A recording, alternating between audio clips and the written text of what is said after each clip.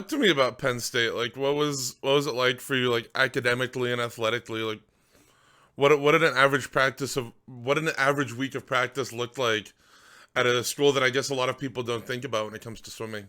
Right, absolutely. Well, first off, it was my dream school. It always has been, it always will be. And I grew up, my dad was a Penn Stater, so I guess grew up in that atmosphere. I mean, my brother's room that he grew up in was literally all Penn State. The walls, everything like navy blue and white, and we had all the posters and we went to all the football games, and it was just like something I've always wanted to go to and experience. And I grew up doing Y swimming, so I would have my state meet for YMCA championships at Penn State. So we would always make like a big weekend out of it, and we'd go and see other like athletic events the night before I swam. And it was just like I felt like I was in like Disney World when I was at Penn State, truly. And I just loved everything about it. So when I got the opportunity to actually go and not only, be an academic student there within the honors college as well, but then be an athlete and swim it was just like my dreams fully aligned, and this was everything I'd ever hoped for when growing up. So I will always be forever bleeding blue and white, and I owe so much to what Penn State has done for me. But yeah, it was a wild experience. I am forever grateful for it and made me a better person, no doubt. But the swimming world it's tough in college. It was a really big transition for me personally because where I came from, club swimming wise in high school, I did, two morning practices a week if I could make it because I had a 45-minute commute. And during the winter in Pennsylvania, snow and ice, like my parents weren't always comfortable with me driving at 4:45 in the morning to 45-minute away pool. So I would maybe do like one, if I could get in both morning practices a week, I would, but it's hard in the winter and Pennsylvania weather and whatnot. So, and I also was only lifting so-called once a week because I loved my trainer that I had in high school, and I was able to learn a lot of the basic Olympic lifting movements, but I wasn't necessarily lifting the amount of weight that I would be in college. So it was a really big transition to what a collegiate practice schedule was like, the 20-hour weeks, the multiple morning practices, and getting up and then not only going to class, but you're like walking so much at Penn State. I still distinctly remember my first 2 weeks. I was so sore. And I not only was it, of course, like the new practice schedule and the lifting schedule, but just the amount of walking I had to do on top of all of that, it just added a whole different level. Like I kind of wish that I walked more the summer before to like prepare myself, but it wasn't something I thought of because when you're in swimming shape, you're like, oh, you'll be fine. Like it's no big deal. But like when you walk up to 10 miles a day all over campus, like that's a whole other different level of strenuous activity on your body on top of the lifting 3 times a week and the doubles multiple times a week and the 20-hour, it's just like a very big transition. So, yeah, a typical practice week for me looked like morning practices Monday, Wednesday, Friday, Saturday, and then afternoons Monday through Friday. It did change year to year about how it looked. But I do remember like my freshman year, our morning practices were a lot of vertical kicking. We did tons of kicking at Penn State, which was also what killed my legs too, because I wasn't so used to that in club. And man, we kicked so much. I definitely think it obviously made my legs a lot stronger, but those first few weeks were brutal. Um, and then we would lift 3 times a week.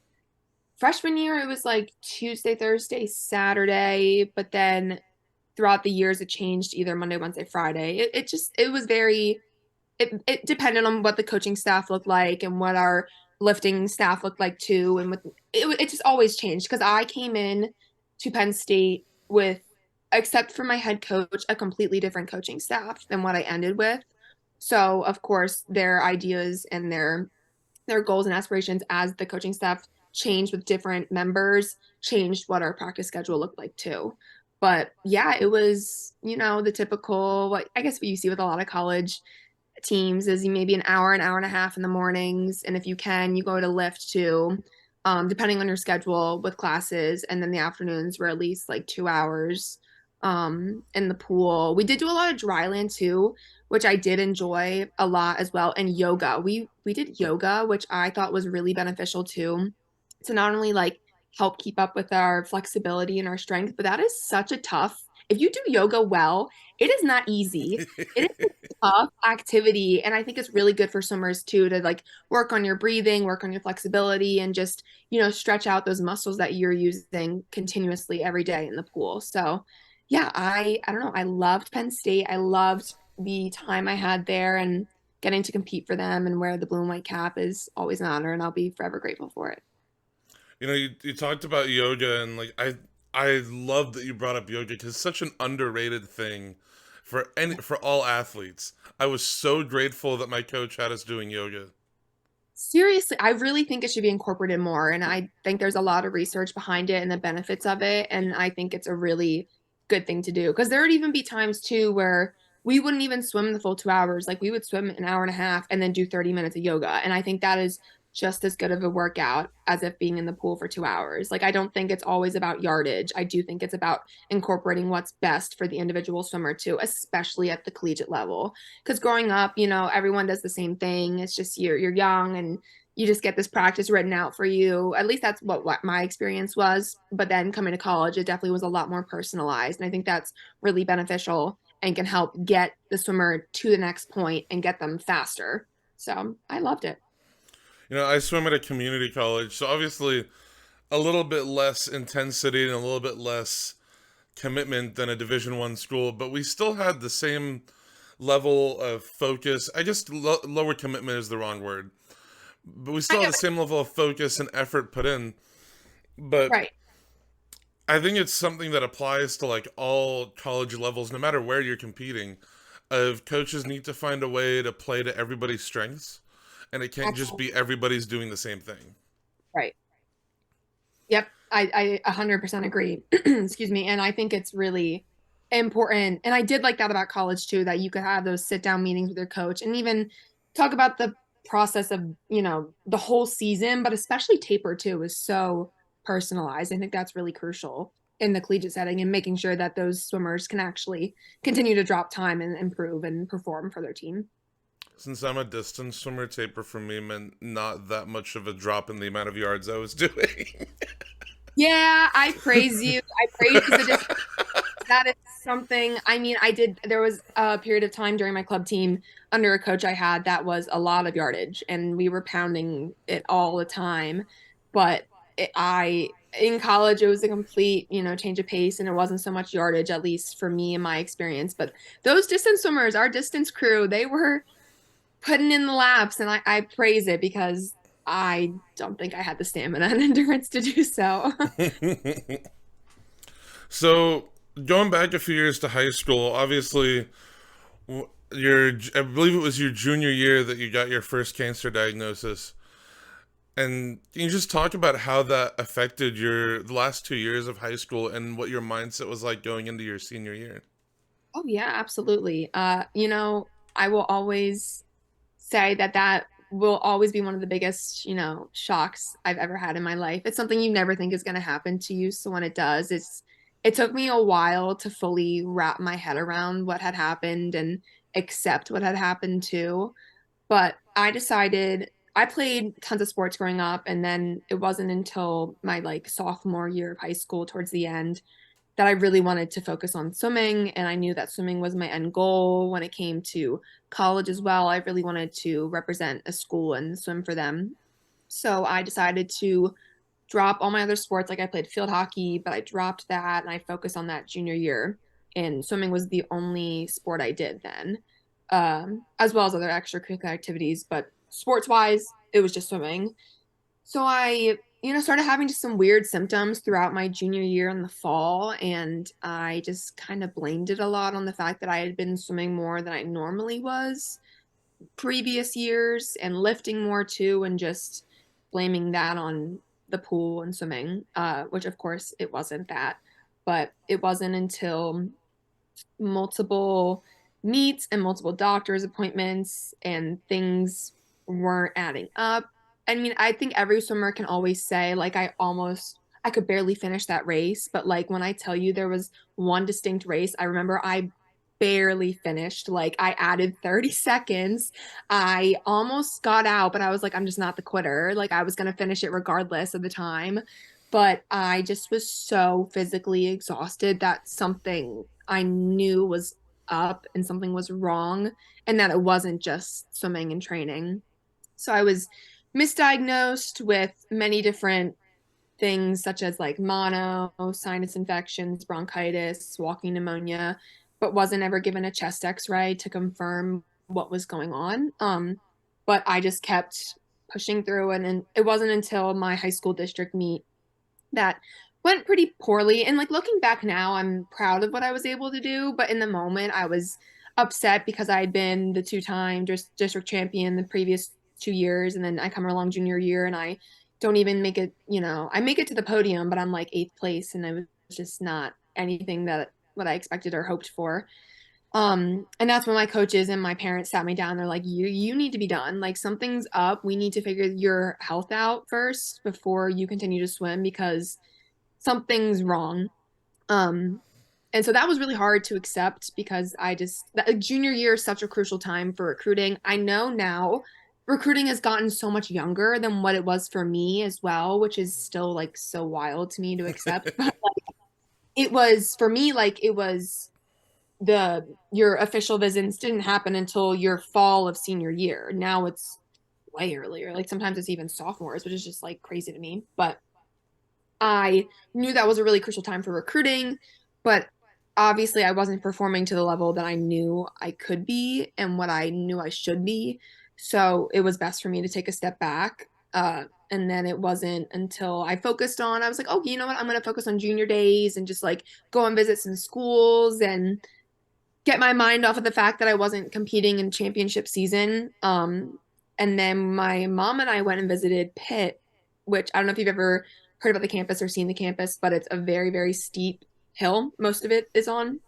And I just remember like I was coughing way more than I normally had been. And I coughed like through the night at our hotel room. And my mom was like, I've had it. Like, we're going back to the doctors. I'm demanding a chest x-ray. Like, something's up, and I'll pay for it outright. I don't care. Like, we just need to make sure that something bigger isn't going on. In which I don't think my parents or my mom like thought cancer, but maybe like pneumonia or like, I don't know, just something not cancer related. So I remember I went to the urgent care and they were going to send me home with asthma medication. But it wasn't until I did the chest x-ray and the radiologist came out and was like, no, I think you should wait here. I'm just going to go talk with the doctor. I was sent over to the children's ER, and they told me that I had a tumor and that I needed to go into surgery immediately, because I had fluid around my heart that was making my heart like half of its size that it normally should be. So it was pumping on overload, and I would go into heart failure within the next week if I didn't get the surgery when I did.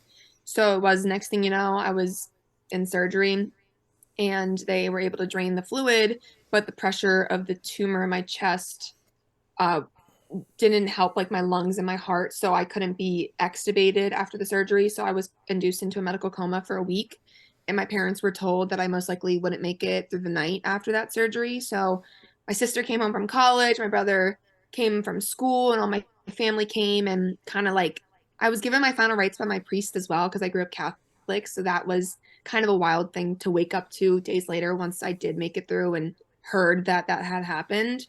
But I never expected to go into that surgery and not wake up right away after the surgery is done. So I was in a medical induced coma for about a week and started chemotherapy before I even had woken up. And the doctors had finally determined what I had had, which was primary mediastinal large B cell non-Hodgkin's lymphoma. So it was a chest tumor. And I also had a few lymph nodes around my chest, like in my neck, in my armpits as well, that were also diseased. So, yeah, I underwent 6 weeks of chemotherapy, or 6 rounds of chemotherapy, which each round had a week long of chemo. And then I had 2 weeks off in between. So it wasn't until the end of July, early August, that I finished treatment successfully. And I was declared cancer free and in remission the end of August. So at that point, I was able, thankfully, to start my senior year of high school on time, during the end of my junior year, I did try and do as many classes as I still could. I did on my high school, we were given laptops, so I was able to communicate with my teachers pretty easily and was able to keep up with as much work as I could to the level that my mind and my body could let me during chemotherapy treatment, which was definitely far from easy to say the least. But I was able to stay up with my classmates, and stay on track to graduate normally as if I would. So yeah, I think going into my senior year of high school, it was scary at first, especially being bald and not being in school for the last like 2 months the previous year.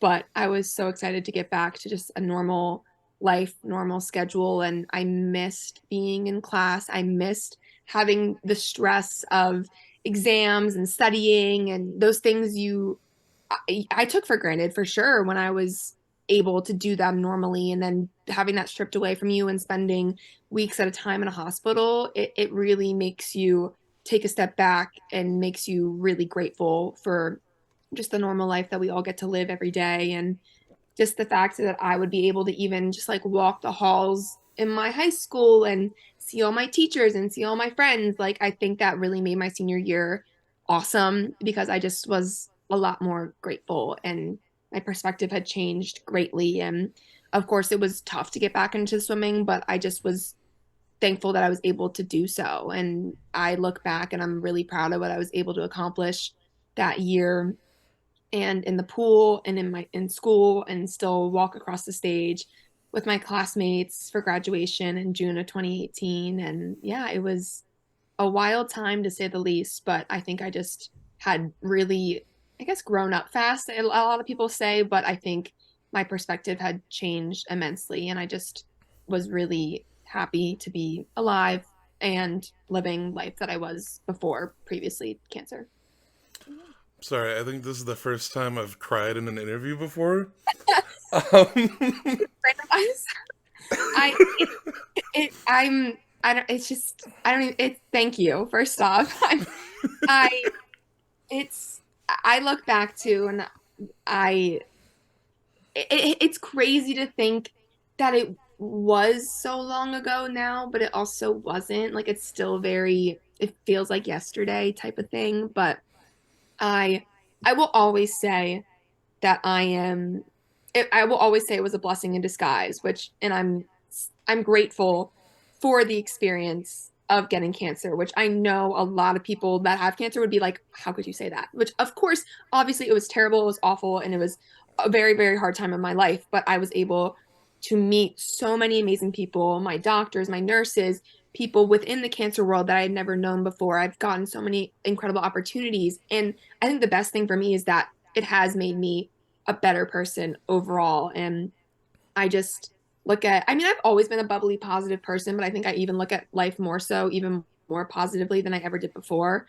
And just, I always celebrate the little victories now. And just, I'm thankful for the stresses that come with life and the little things that, may seem like minuscule and no big deal, but I'll take it and I'll celebrate it. And I'm just happy for the days that I get. So, yeah. it just kind of reminds me of my younger brother last year. He, for about a period of like a week, he was really sick and we didn't know why. Like he was coughing and he was had a fever and we didn't know what was up.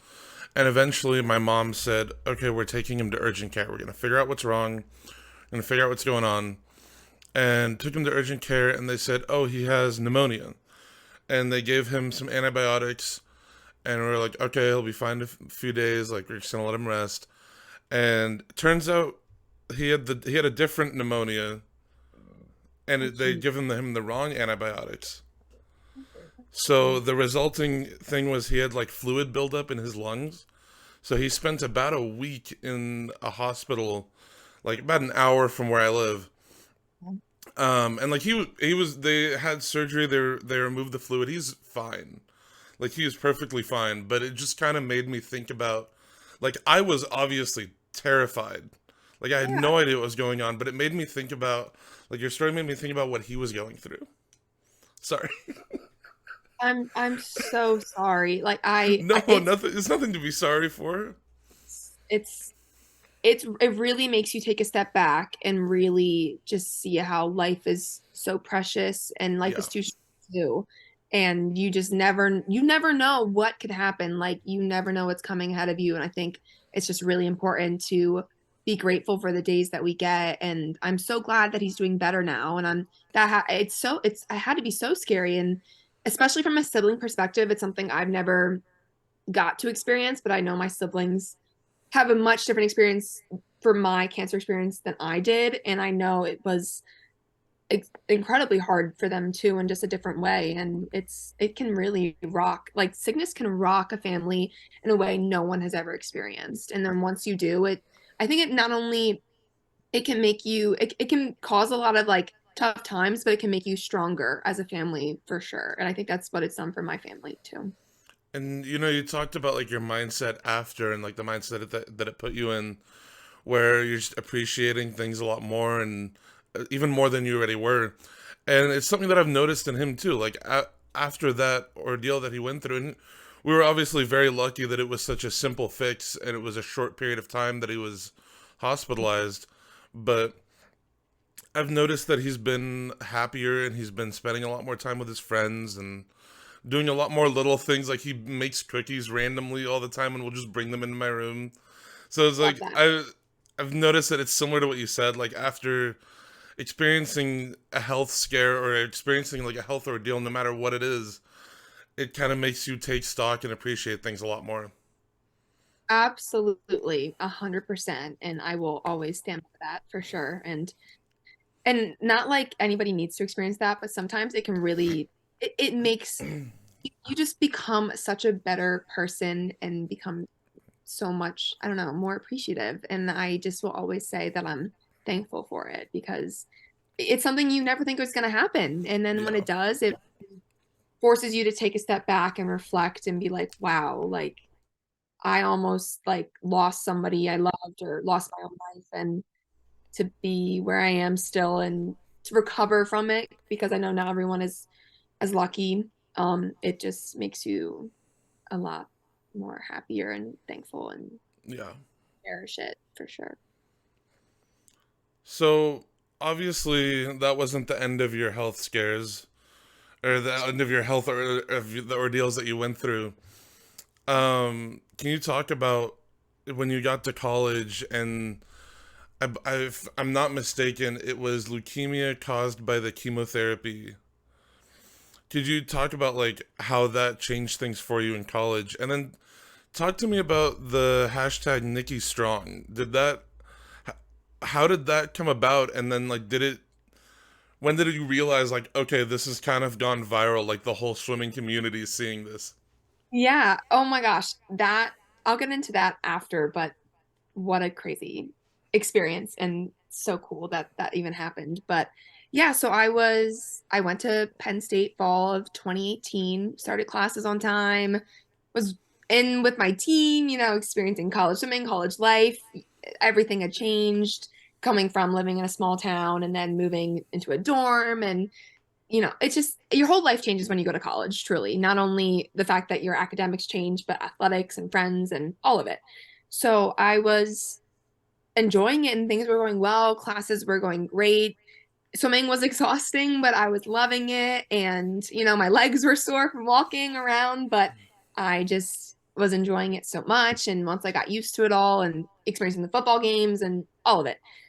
And it wasn't until the fourth week of the semester I started having some weird symptoms where I was bruising a lot more than I normally had been in areas that normally wouldn't bruise as easily. Like, of course, your knees can like bruise from like hitting something, but it was like the tops of my feet were bruising and just like the backs of my calves were bruising, just like very weird places that typically you don't like hit, if you're walking around or, something like that. And I would always blame it on the fact that, oh, our dynamic warm up before practice is on the pool deck and a pool deck is pretty like hard. It's not like it's a mat, anything that's soft. So I'm just getting the bruises from doing my dynamic warm up before practice. Like that's what it's from. And then it wasn't until like they wouldn't go away. Like normally you have a bruise and it will heal on its own, but these were like sticking around and I was getting more and more. And then during the fifth week of classes, I had bone pain in my hips that had reminded me of what I experienced when I was going through my first round of chemo. The first time I had cancer, because I was put on a shot that I had to give myself for 10 days after each round of treatment that would help stimulate my bone marrow to create cells to help recover from the chemotherapy. And I had that, and it's a very distinct type of pain that it's hard to describe, but it was very, I remembered it and I was like, oh, this doesn't feel normal. But I blamed it on the fact that I had been doing more breaststroke than I normally had been, lifting more, walking around more. Like it's just my hips are trying to catch up type of thing. And then it wasn't until September 21st, I will always remember because I can't listen to the song September by Earth, Wind, and Fire anymore. um, and I woke up, I went to morning practice, things were all great. I went to my first class and I had blood in my stool. And I was like, something's not right. And I need to get this figured out. So I like texted my parents and they had called my pediatric chemo doctors back at home, which they requested that I get blood work done immediately just to make sure that everything was okay and just see what had been going on. Because, mind you, I literally got blood work done 2 days before I left for school, a month like prior, a month and a week prior, and everything looked great. And I got the okay from my doctors to go to college, and they were comfortable with me going. So I didn't think that anything could happen so quickly in that period of time. But my parents drove up to State College, and I remember this. I went over to the coach's offices. It was around like 2 hours before afternoon practice started. And I told them, just so you know, I'm going to go over to Mount Nittany, get some blood work done. I might be late for practice depending on how fast they move along things, but like I'll be there. Don't worry. Just want to let you know in advance. But of course, that did not happen. The ER knew I was coming at Mount Nittany, and they had a room ready for me. And my doctors at home had told the doctors up there what they wanted blood work done wise and what they wanted to be evaluated.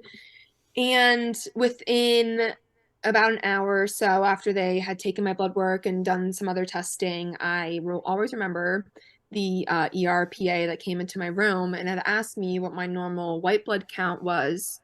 And I pulled it up on my phone in the little health app that you have. And the month before, it had been within the normal range.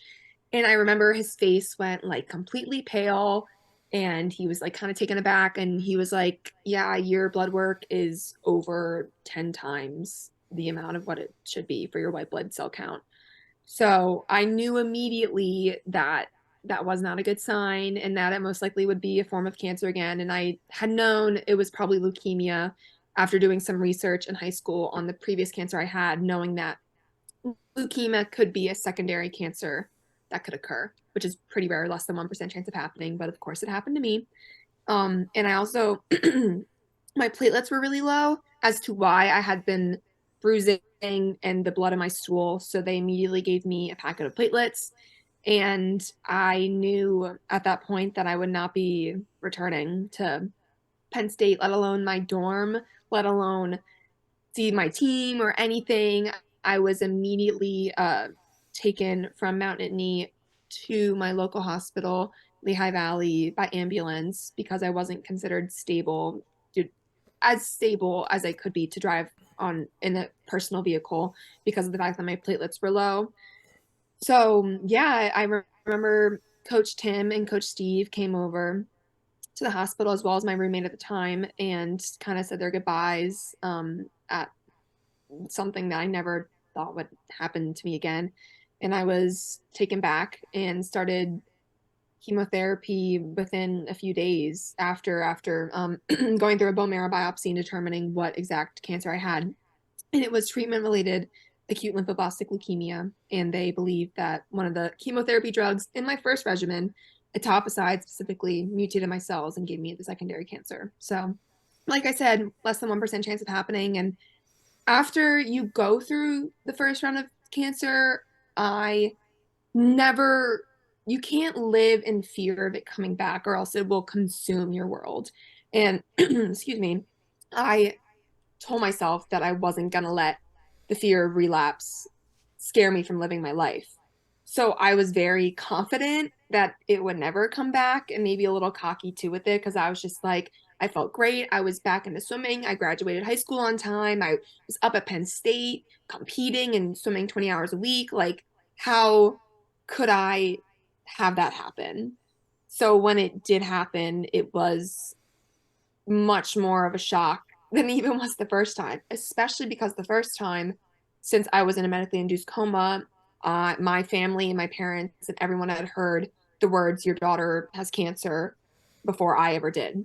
So this time that I was awake and conscious and alert and oriented enough to understand the words, you have cancer, it was such a different experience, for sure. And it was really hard to accept yet again. I just was like, you've got to be kidding me. Like, there's just no way. And but yeah, I just it didn't make sense to me because I was so active and I was feeling a lot better and I had the strength to do what I was doing up at Penn State and then to be told that like, no, you're gonna be knocked down again with chemotherapy and you're not going to be able to return to school this year and you're going to have to medically withdraw and things are going to look a little different for you, was really, really, really hard to accept. But I am so grateful for the support system that I have around me, my parents, my siblings, my extended family, my friends, my greater community, and the hospital, nurses, doctors,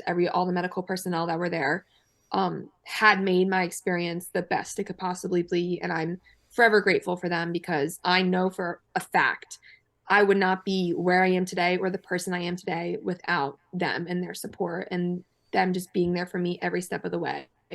So, yeah, I had a month of chemo and my doctors had recommended that I would undergo a bone marrow transplant since this was my secondary cancer in hopes of fully curing me of the disease, completely. So that was kind of scary to say the least, but I knew that I wanted to go that route because it meant me not only having a better chance at having a healthy life and being done with this once and for all, but it was a bit faster pace than what the normal leukemia treatment route was.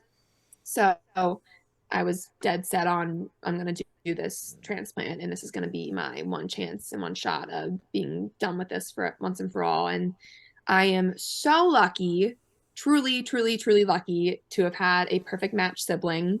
So it's less than 25% chance that a sibling will be a perfect match, but my older sister Crystal was my perfect match. Forever, ever owe my life to her. I love her. She is my lifesaver, and I'm so grateful. My brother, we all thought it was gonna be my brother just because I guess him and I look more alike than my sister and I do, but my brother and I were like 2 out of 10. We weren't even close. But my sister and I were 10 out of 10.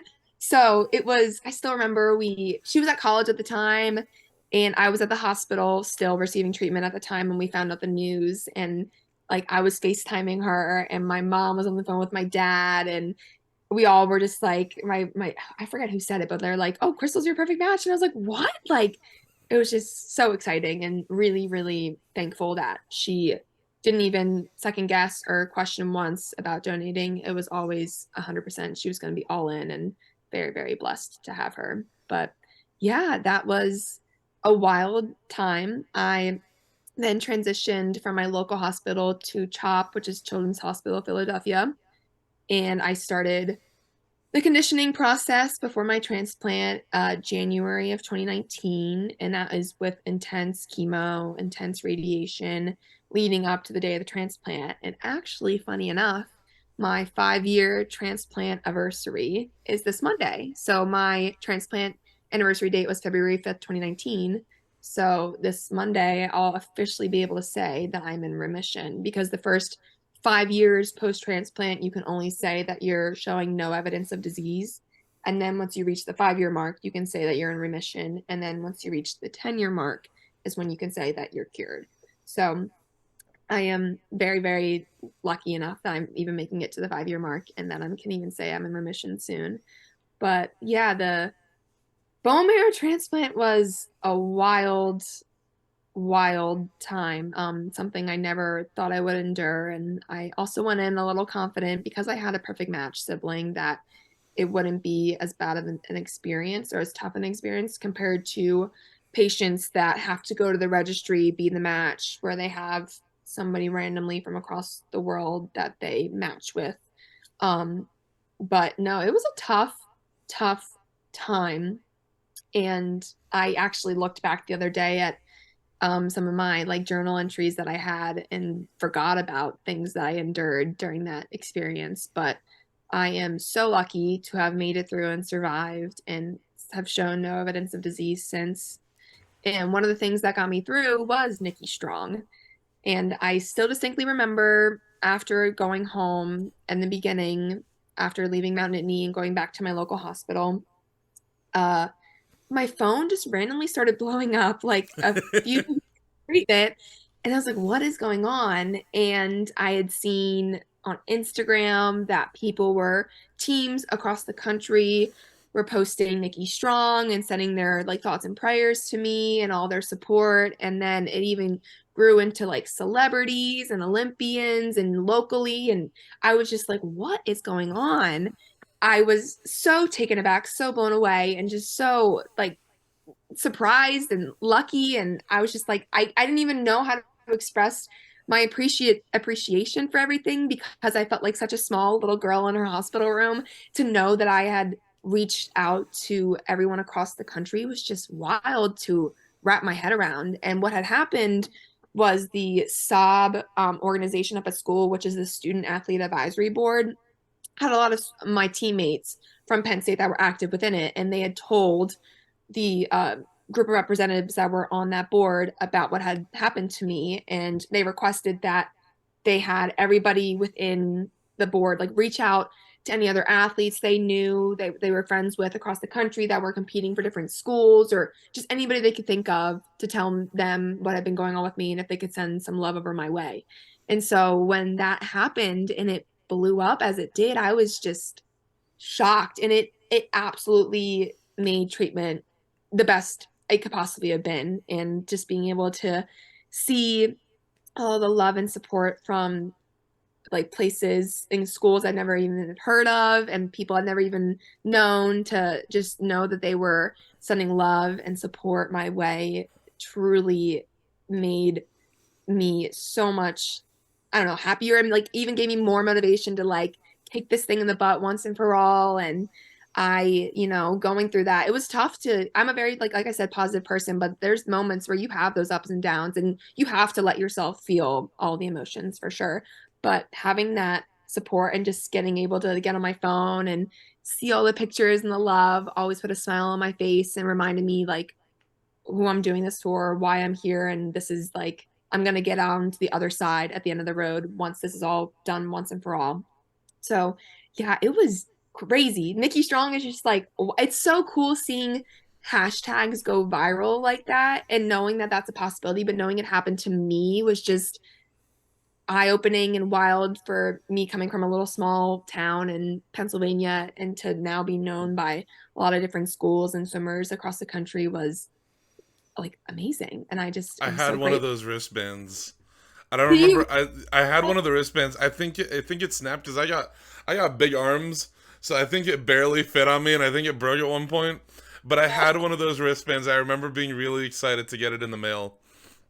you. Yeah, and even that, like the wristbands and just all of it was just so, it just boggled my mind that people were behind me and supporting me like that in a way that just really helped me get through some of the toughest days and toughest moments. And like I said before, like I truly, truly would not be here today without all the support I had, because it is what kept me going and is what pushed me through and got me onto the other side. And now I'm such a better person because of it. And I'm just so grateful for everybody.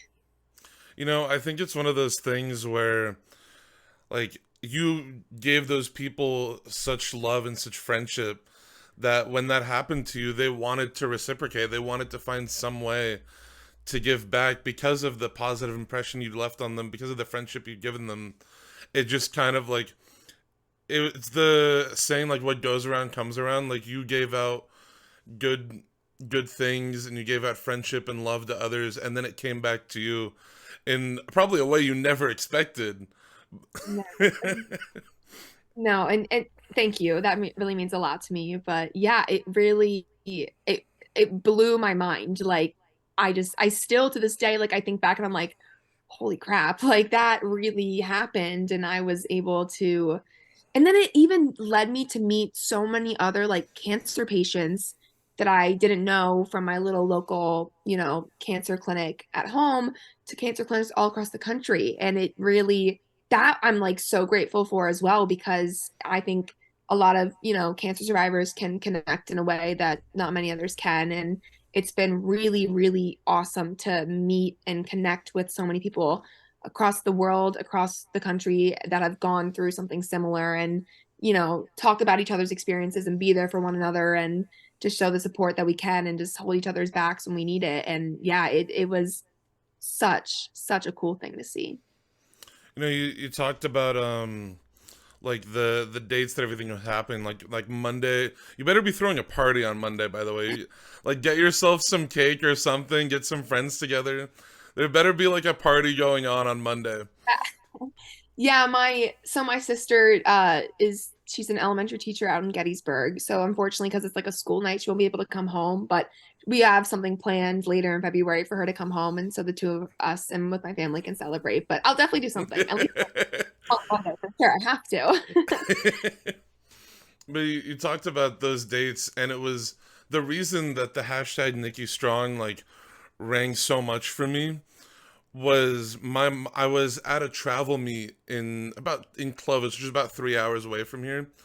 Okay. Um, and I went to it was my first ever travel meet, and it was like I was so excited and like I was on top of the world.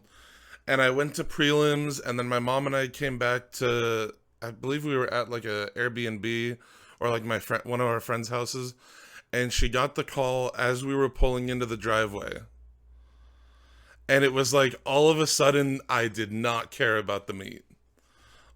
But I mean, it was one of those things where your positivity and the way that you handled such an awful thing happening to you and turned it into a strength.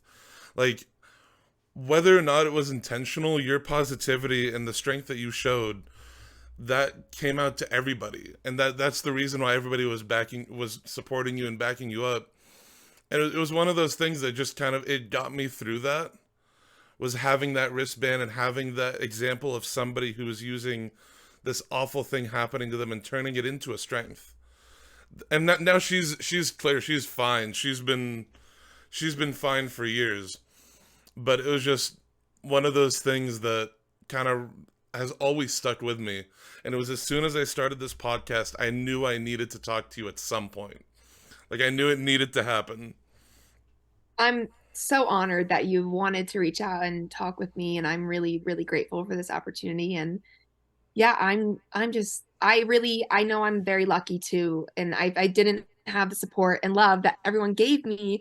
I don't think I would have been, as positive and happy, as I was. And I knew I wasn't gonna let cancer, tear me down and break me down. And, I was just gonna kick this thing in the butt and show it who's boss. And that's what I just tried to do and did. And yeah, I 100% fully believe that your mind can make a huge impact on the on the out on the outcast of what cancer can be. And if I didn't have the positive mindset I did, I don't think I would have made it out as easily as I did either. I think I probably would have had a lot more struggles physically with the treatments and the mental aspect of it as well. And I think for me, like my motto is positivity is the best medicine. And I 100% stand by that. And that is truly not only, of course, like the chemotherapy and the medicines that saved my life, but my positive mindset and trying to look at the positives in the moment is what got me through too, which was hard at times. I won't lie. I had my moments, but like I said, I think you need to have those moments too to let yourself feel everything. But yeah, the positive mindset and attitude, I think can go a long way. And I know I've seen it in other cancer patients that are friends now too. And keeping that positivity can go and make you a better person and help you get through the tough times and the treatments. But yeah, I think it was just in my blood to show that cancer couldn't tear me down and, take away my bubbly, happy, positive self. I'm really grateful that I was able to stick to it and stick with it too. Yeah, I'm so happy that everything has gone much better for you since then. I'm so glad you're doing well. And now you're headed into the medical field. You're going to school to head into the medical field.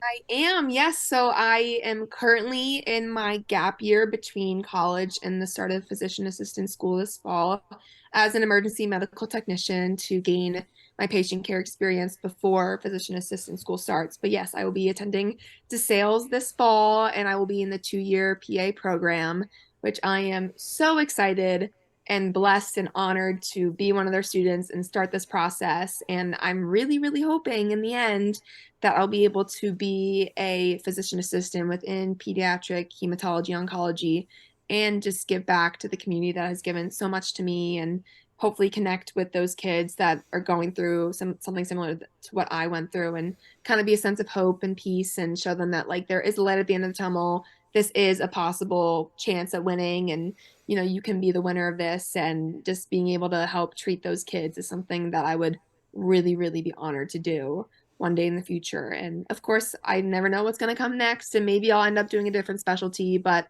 I would really, really love to do that someday in the future. And I'm really hoping I get the opportunity to do so.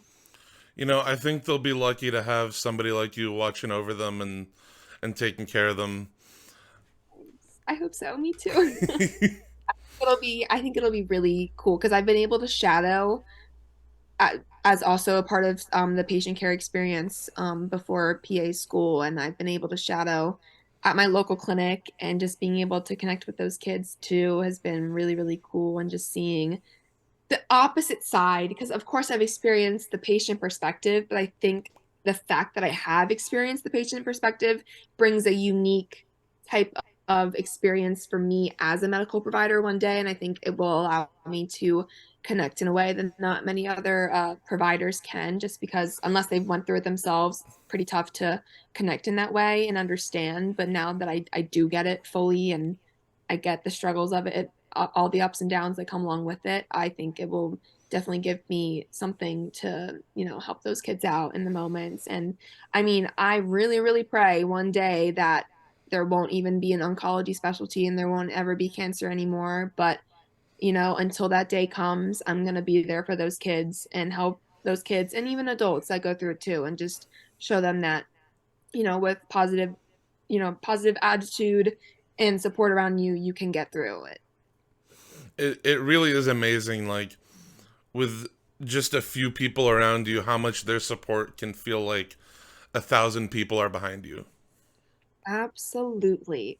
100%. Like, and I'm just so lucky to have had that because I do know there's not every patient has that, and not every patient has that family that could drop everything in the moment and be there by their side. And I am so incredibly blessed to have had that support system surrounding me. And I owe everything to them, my family, my friends, my community, my teammates, my coaches, everyone. Like I I will never be able to express all my appreciation. Truly, it's priceless, and I love them all truly so much. There's a lot of people out there who probably feel the same way after hearing your story and after seeing what you've gone through and how you've come out of it, not only a better person, but looking to give back to the same people who helped you. Like, there's not a lot of people who would experience that and come out with such a positive mindset and the desire to go on and help others in the way that they were helped. And I think it's true because there's definitely a lot of people that once they're done, they want to be done with it completely and never go down that path ever again. But to me, oddly enough, like I think the world of cancer is so interesting, like the medicine behind it, the whole mechanisms behind it. It's really, really cool to learn about it, as terrible as that sounds. But I I think it's just really awesome, and being able to help kids that are going through it is just something I would love to do. And I'm really, really hoping that in the future one day I'll be able to have that experience and, get to meet those kids from the, medical provider perspective Yeah. versus a patient perspective. So, Nikki, my last question for you today, and this is a question a bit more on the technical side of things. So, after both cancer diagnoses, I don't know what Yeah. Yeah, no, that's the what was the process like getting back in the water? Because I've been injured before. The athlete's been injured before. You're out of the water for a few weeks, and then you come back, and it's like a week of rebuilding. But you were out of the water for quite a lot longer than that. So what was the yeah. initial practices like coming back? Um, it was tough. I'm gonna be honest, it was tough. So after my first cancer, it was actually, I was lucky enough with the chemotherapy regimen I had had and the fact that I had had a port, which is underneath my skin and my chest, which is where I got all my chemo meds through. I was actually able to get into the water during between my rounds of chemo the first time. So I do remember like over the summer, like I would go and like help out with my summer swim team when I was, feeling up to it. But there was one day I did get in the water, which was really awesome to be back in my second home and just feel the way, like you feel the water, and it was really, really nice to be able to get in. But after my first round of treatment, it was tough in the beginning. I had lost a lot of my strength and endurance and stamina, and I slowly had to build it back up in the healthy way, of course. But it's tough when you know what your body can do, but you just don't know what it can do after everything. And I think every athlete understands that they can be pretty stubborn when you're not doing as well as you wish you were, and you can be, but when your body's just not doing it, it's like, what's the disconnect here? Like, why am I trying so hard but not seeing the results? So I think for me, I just really had to have the patience and the confidence and knowing that it would come eventually. And within my senior year of high school, I am really proud of what I was able to accomplish and come back from as quickly as I did. And it was tough, but I look back at the times that I was able to go then, and I'm proud of them. And they weren't, of course, the fastest I've ever went, but they were pretty damn close. And I'm, really grateful that I had the support system with not only like my coaches, but my teammates and my trainers back in high school to get me to where I was then and help prep me for college athletics. But then, of course, the secondary cancer came around, and that was a whole different ball game because I had not only had to experience more chemotherapy, but some of the hardest hitting chemos they had on the market, and then also total body radiation, which I hadn't had the first time, which brought a whole different slew of symptoms and struggles. So that was a lot harder on my body for sure the second time. Also, with the fact that I had recovered from my first cancer, but not fully because of course like my whole life I had been slowly building up stamina and endurance and muscle strength, and from everything that built up to my first cancer got knocked down, was slowly getting back to where I was but still wasn't there. So getting knocked down again even harder was hard on my body, on everything. And since I had a Broviac, which is it's outside the body, I wasn't, of course, allowed to be in any forms of body of water. And with undergoing a transplant, since I get a whole new immune system, I'm not allowed in any pool, lake, ocean for at least a year. So I knew swimming wouldn't be in the picture at least until a year after my transplant. So that was kind of hard to accept compared to my first round of cancer where I was able to get back in the pool immediately. Knowing that I physically wasn't allowed to go in because of the fact that my immune system was so baby and so small and needed to regain its strength was tough. But I'm also glad because I was able to just like let my body start to heal and start to understand what it's like having a whole new bone marrow system, having new cells and learning its way. Um, but of course, I was dealt with a pretty tough case of graft versus host disease, and it did attack my muscles and my joints. So it made it hard during the process of recovery to fully recover, but I just tried to like stay the course and went back on meds and did more physical therapy during my true freshman year of college when I fully returned and I was back at Penn State for the full year, but I just wasn't in the water yet. But I am very thankful that I was able to have that time to slowly start to heal from what was the toughest experience of my life during that bone marrow transplant. But I was able to get back in the water. I think it was the summer of 2020, which of course was COVID.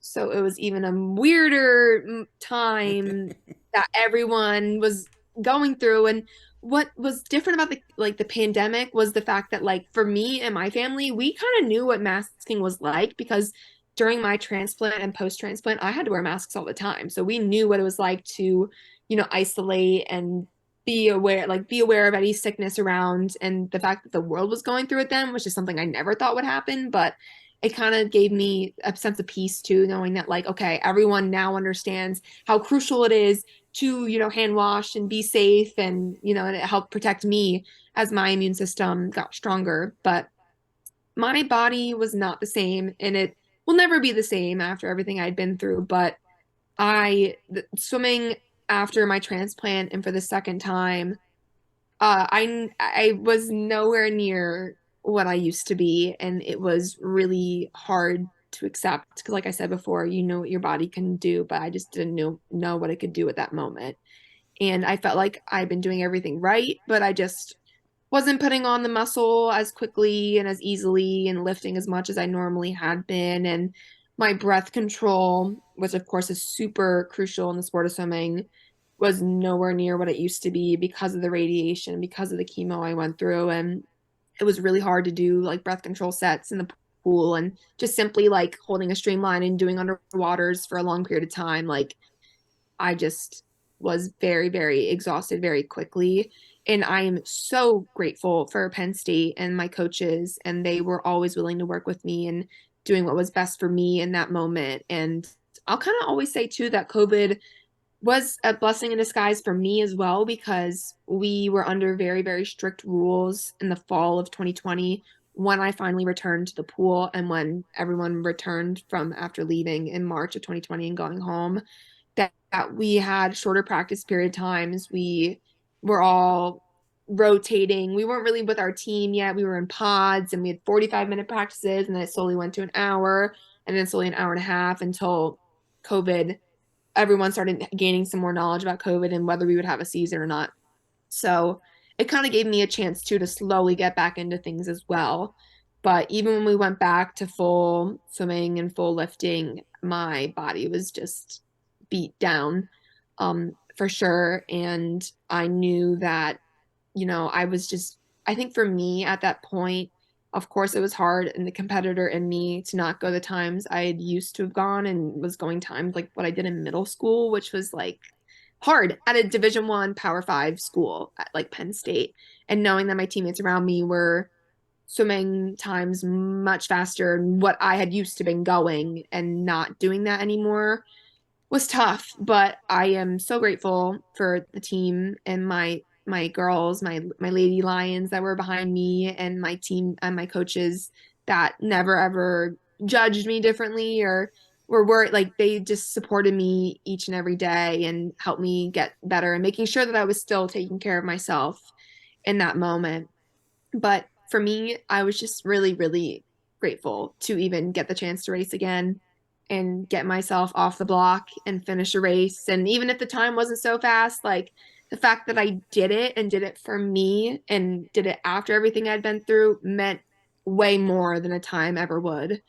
And that was tough at first to accept as a competitor, as a swimmer, as someone that had many goals for myself when it came to the sport and what I wanted to do with it. But for me, I had to change those goals and align them to what my body had been at that point. So just being able to get up and race and even travel when I did and, support the girls in the way that I was able to and, be on relays when I could and race races that I could. I just was always grateful, regardless of the time, even if I had those moments where I was like, man, I wish I could have gone faster. Like, I still am just so blessed that I was even able to get my two hands on the wall and finish and do what I could after it. And I think it was really awesome too. Um, Once I decided to compete in my last meet ever with the senior class that was currently the class I came in with as a recruit in the fall of 2018. Of course, it was my junior year by college credits, but the fact that I was still able to be recognized as a senior with my classmates that I'd come into Penn State with and make that my last meet was something that I will forever cherish. And I'm really thankful that Coach Tim Murphy was behind me with that and supported me with that idea, and that I was able to walk away from the sport after a moment like that and be grateful just for the fact that I had been given the chance and been lucky enough to not only represent Penn State, but represent every, cancer survivor out there, that they can do a college sport as a cancer survivor and as a bone marrow transplant survivor. And then my senior year, I was able to support my girls and the guys team on the side of the pool and on the deck. And that was such a cool experience too. And I'm really, really lucky that I was able to experience that side of it too. And I knew my body was done. I knew my body had, hit its peak when it came to the sport. So being able to be on the sidelines and cheer everybody on was also an amazing experience. And I just owe everything to Penn State for allowing me to have those opportunities, because I know I probably would not have gotten that experience at any other school. So I'm always very grateful for them. I think I speak for your teammates, your friends, your family, everybody who's ever met you, that everybody is so glad that such a, like, probably, like, stressful and, like, really difficult experience didn't change the person that you are and only strengthen the qualities that you already have. Because it's just amazing to me that you went through all of that and you've come out this positive person who's trying to who's going into a career path to help others. Like, it's amazing to me that that's the biggest takeaway that you've had from this, is that you just want to help others and you're still this happy, positive person. Also, I love that you specified two hands on the wall. Yeah. As a breaststroker, I love that you specified two hands on the wall. Yes, you know it. But yeah, No exactly. DQs happening here. Nope. No. Yeah, no, exactly. Two hands on the wall. But I, no, I really am. I don't, I'm just grateful. And I am really thankful that I didn't let the experience tear me down. And because I know it can. And I know there's a lot of people that do go through a tough, experience afterwards and can't really get back to their normal self. But I just did not let that happen. And if it wasn't for everyone around me, I probably could have went a different route in the end. But yeah, I'm just very, very, very lucky and honored and blessed to be where I am at today. And I will always, live my days to the fullest and know that life is too short, and just soak up every moment I can and every opportunity I can, and just live life as best as I can. Niki, this has been absolutely wonderful. Thank you so much for sitting down with me. I'm so Thank you. glad we were able to get this set up. Me too. I really am. I'm really honored, and I'm just so lucky to have met you and have talked with you. And I'm excited to see where your podcast will go and see who else you chat with. But thank you for having me. It really means a lot. Thanks for being on. This should get posted towards the end of the month. I am currently running into the problem. It's a very good problem to have, where I have more interviews than I know what to do with. That's great. Oh my Yeah, gosh. it's a wonderful Wow. problem to have. Like, Huh? if I posted them weekly right now, I would have interviews through March 21st. That's So congrats. I've been extremely lucky. Like, I've been very, like, happy with the amount of interviews I've been able to do and the wonderful people I've been able to meet. And then hopefully the goal is this summer. It's looking like I'll be able to be at Olympic trials in, like, the mixed media zone there. So we'll That's see what ends up happening, but congrats to you. I hope you enjoy that. I would love to go see Olympic trials. Oh my gosh. Like I will be watching on my phone for sure. And I just can't even wait for the Olympics in general, but enjoy that. Congrats. That's so exciting. I hope you get to see a lot of swimmers and coaches and chat with a lot of people. And I'll be watching and seeing it all on social media and on my phone, but that's amazing. That's so exciting. Thank you so much for saying this. Was like I I had seen the type of person you are, and I had seen the positive ways in which you conducted yourself, and every single thing that I read about you or I saw about you is absolutely true. Like every positive thing is so true. You. That means so much. I'm really, really thankful and happy. I'll never be able to express enough, but thank you. That really means a lot. You're welcome. Sorry.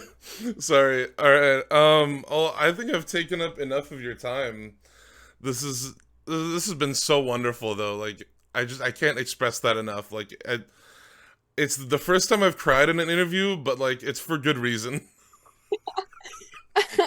I'm glad that I was the first person. Like, yeah, well, no, I am. Yeah, I hope you have a great rest of your day You and too. for this awesome conversation. And it's been awesome to get to chat with you. Yeah.